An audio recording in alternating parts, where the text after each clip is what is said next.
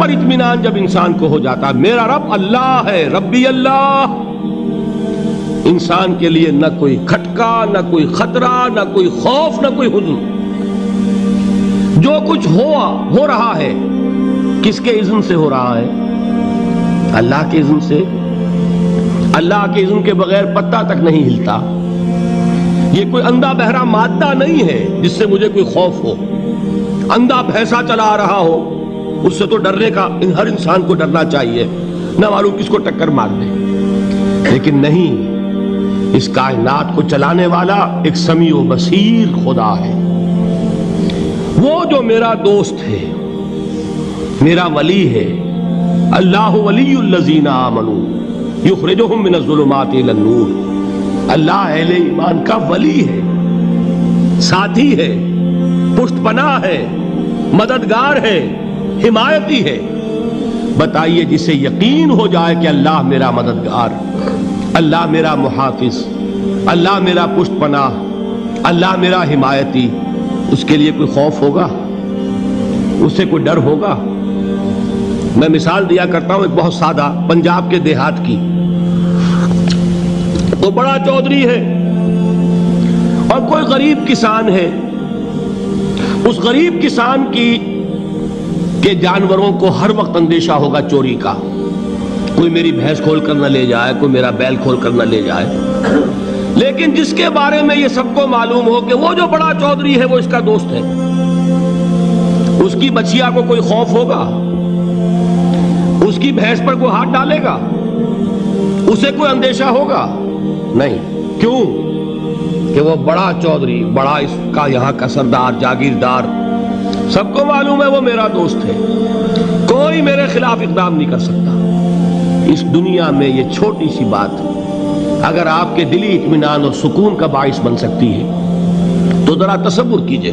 میں لفظ تصور استعمال کروں گا صرف اس لیے کہ اس کا ہم جس کو کہتے ہیں ادراک اور شعور کر نہیں سکتے، اگر کے ساتھ کر سکتے۔ اگر یقین ہو کہ اللہ میرا مددگار اور یقین ہو کہ اللہ ہر آن میرے ساتھ ہے، پھر کوئی خوف؟ کس کا خوف؟ کوئی شے اللہ سے بالا تر ہے؟ کوئی قوت اس سے زیادہ طاقتور ہے؟ کوئی اس کے ارادے کو بدلنے والا ہے؟ کوئی اس کی مشیت کے آڑے آنے والا ہے؟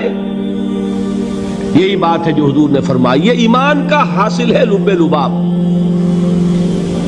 کہ دیکھو اچھی طرح اس بات کو ذہن نشین کر لو، اگر تمام انسان مل کر تمہیں کوئی نقصان پہنچانا چاہے نہیں پہنچا سکتے، مگر جو کچھ اللہ نے لکھ دیا ہو، اور تمام انسان مل کر تمہیں کوئی نفع پہنچانا چاہے نہیں پہنچا سکتے، مگر وہ شے جو اللہ نے طے کر دی۔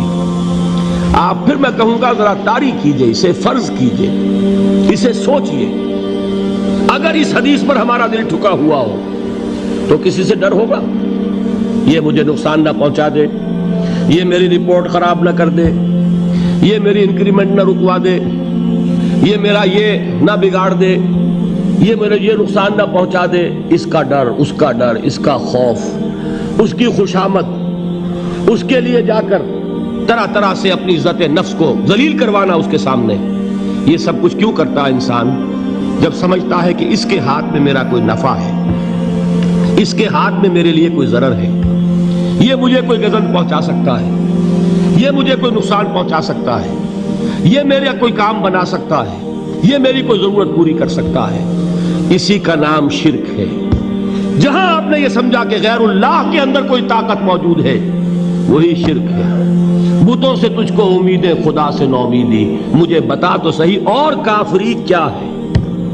شرک تو یہ ہے جس پر بھی تمہیں یہ خیال ہے، کلمہ ہے یہ کلمہ سوم، لا حول ولا قوت الا باللہ، ذرا اس پر دل کو کبھی اگر آپ تصور کریں، پھر فرض کریں، دل ٹھک جائے، اس پر کوئی طاقت نہیں۔ یہی بات تھی جو شیخ عبد القادر جیلانی رحمۃ اللہ علیہ نے اپنی وصیت میں اپنے بچے سے کہی۔ 11ویں دینے والے ہیں، لیکن حضرت شیخ عبد القادر جیلانی کی وصیت اور تعلیمات کو کتنے لوگ ہیں کہ جانتے ہو؟ یہ جن مقامات تک پہنچے ہیں وہ کس چیز کی بدولت پہنچے ہیں؟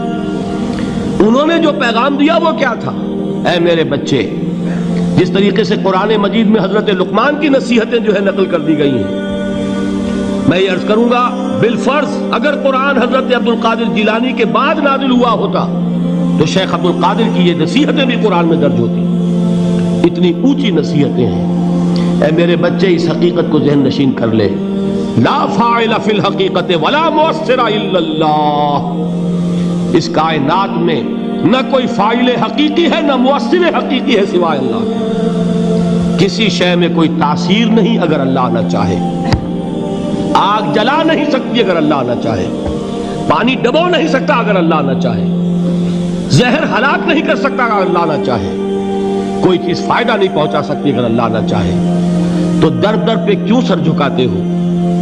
در در پر کیوں جبیں سائی کرتے ہو؟ سب کے سامنے کیوں ہاتھ پھیلاتے ہو؟ ایک اللہ سے مانگو، ایک اللہ کے سامنے زمین پر اپنی جبین رکھو۔ لا فاعل فی الحقیقت ولا مؤثر الا اللہ۔ نظر آتا ہے ہمیں کہ پانی پیاس بجھا دیتا ہے، پیاس بجھانے کی صلاحیت پانی میں نہیں ہے، اللہ کے اذن سے۔ کھانا بھوک مٹا دیتا ہے، بھوک مٹانے کی صلاحیت کھانے میں نہیں ہے، اذن رب میں۔ دیکھیے یہی یقین تھا حضرت موسیٰ علیہ السلام کا واقعہ یاد کیجئے۔ سامنے سمندر آ گیا ہے، قوم دیکھتی ہے پیچھے کہ گرد و غبار کا طوفان ہے۔ معلوم ہوا کہ فرعون اپنے لشکر سمیت آ گیا ہے۔ لشکر جب چلتا تھا تیز رفتاری کے ساتھ تو گرد و غبار کا جو طوفان اٹھتا تھا اس کا تصور کیجئے، اور لمحہ بلمحہ وہ قریب آ رہا ہے۔ پوری قوم نے کیا کہا ہے؟ اے موسیٰ انا لمدرکون، اے موسیٰ ہم کو پکڑے گئے۔ قرآن مجید نے تو یہاں وہ باتیں نہیں لکھی ہے، لیکن تورات میں یہ درج ہے کہ بنی اسرائیل جھگڑنے لگے، دست و گریبان ہو گئے موسیٰ کے ساتھ۔ موسیٰ ہمیں یہاں مروایا لا کر، اس سے تو ہم ہی بہتر تھے، وہاں کھانے کو ملتا تھا، زندگی تو تھی، بیگار ہم کر رہے تھے، موت تو نہیں تھی۔ اب جو کچھ ہوگا اس کا تصور کرو، جس طریقے سے ہمارے ٹکڑے اڑائے جائیں گے۔ تو لڑ رہے ہیں حضرت موسیٰ علیہ السلام سے، یہ تورات کی تفصیل ہے۔ قرآن میں صرف اتنا آیا ہے، پریشان ہو کر انہوں نے کہا انا لمدرکون، موسیٰ ہم تو پکڑے گئے۔ اس وقت موسیٰ کا جواب کیا ہے؟ کلا ان معی ربی سیہدین، نہیں، میرے ساتھ میرا رب ہے، وہ راستہ دے گا۔ بتائیے کہاں راستہ نظر آ رہا ہے؟ یہ ہے ایمان بالغیب۔ راستہ نظر نہ آئے تب اللہ پر یقین ایمان ہے۔ جیب میں پیسے ہوں اور تب دل کو اطمینان ہے تو ایمان کس پر ہوا؟ پیسے پر، اللہ پر نہیں۔ جب وسائل و ذرائع نہ ہوں اور پھر یقین ہو کہ اللہ مسبب الاسباب ہے، وہ اسباب کا پابند نہیں ہے، وہ اسباب کا محتاج نہیں ہے، اسباب اس کے محتاج ہیں۔ اگر یہ یقین ہے تو اللہ پر ایمان ہے، یہ نہیں ہے تو تمہارا ایمان اسباب پر ہے، وسائل پر ہے، ذرائع پر ہے، مادیات پر ہے، اللہ پر نہیں۔ اس وقت کہاں راستہ تھا؟ کوئی راستہ تھا؟ سمندر ہے اور ادھر سے لشکر آ گیا ہے۔ کلا ان معی ربی سیہدین۔ اب دیکھیے ایمان کہہ دینا آسان ہے، ہوا معکم اینما کنتم، جہاں کہیں بھی تم ہوتے ہو اللہ تمہارے ساتھ ہوتا ہے، لیکن اس کا یقین قائم ہو جائے تو زمین و آسمان کا فرق واقع ہو جائے۔